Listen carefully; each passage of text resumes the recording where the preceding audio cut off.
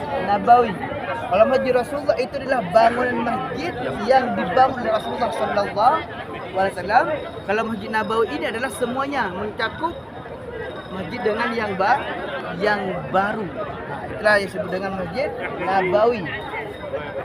Dan juga perajaan Allah Subhanahu wa taala untuk bapak-bapak ya, untuk bapak-bapak misalnya mau ziarah ke Rasulullah itu setiap waktu lihat pintu sini nih. Ini lihat ada laki-laki masuk di samping toilet.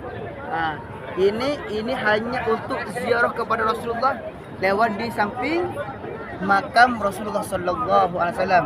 Nah, kalau perempuan itu tidak bisa kecuali masuk ke raudhah ataupun sholat di masjid yang lama. Nah, baru bisa ziarah kepada Rasulullah Sallallahu Alaihi Wasallam. Tapi kalau laki-laki itu bisa setiap hari, bukan cuma waktu kapan saja bisa. Cuma lewat pintu di sini.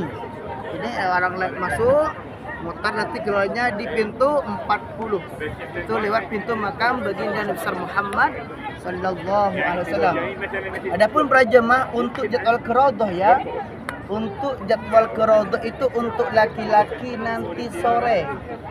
Itu kami harap jam 3.30 ya, jam 3.30 sudah semuanya kumpul di lobi hotel untuk jemaah laki-laki, karena kita nanti berangkat dari hotel bersama-sama untuk sholat asar.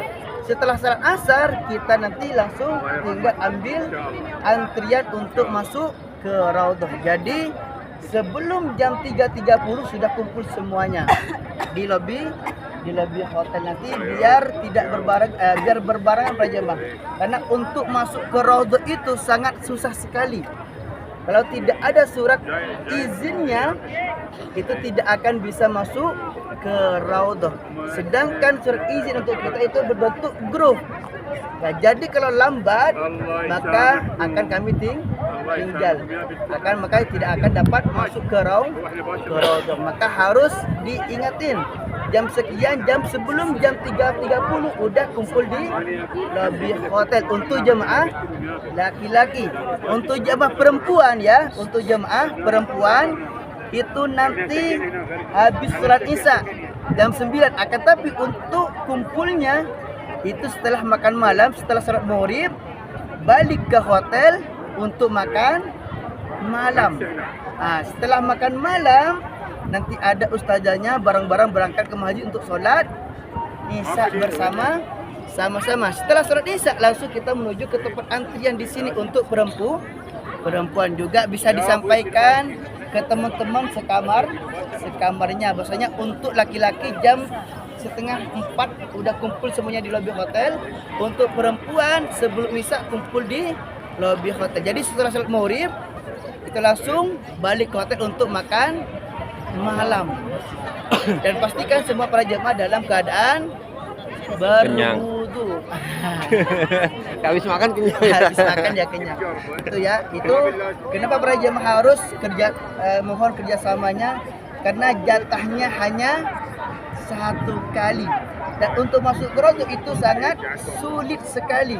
Ada surat izinnya dan pintu masuknya di sini nanti atau juga di sana. Pintu masuk baik antara laki-laki dan perempuan itu pintu masuknya sama. Satu pintu. Maka gantian itu.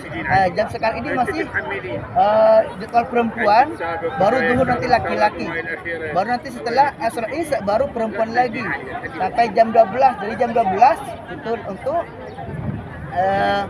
laki-laki kembali dari setelah jam 12 malam. Nah, wajib untuk Allah Subhanahu wa taala yang perlu diketahui juga di raudhah itu di dalamnya ada berapa tiang yang ada keutamaannya, yang ada sejarahnya. Bahkan para jemaah kalau kita memperhatikan lagi dari tiang pertama, kedua, ketiga, keempat di dalam raudhah itu beda tiangnya. Ukirannya tiangnya itu beda, dan itu ada sejarahnya juga. Kenapa kok beda tiangnya ini? Yang barisan pertama, barisan kedua, barisan ketiga, barisan keempat itu beda.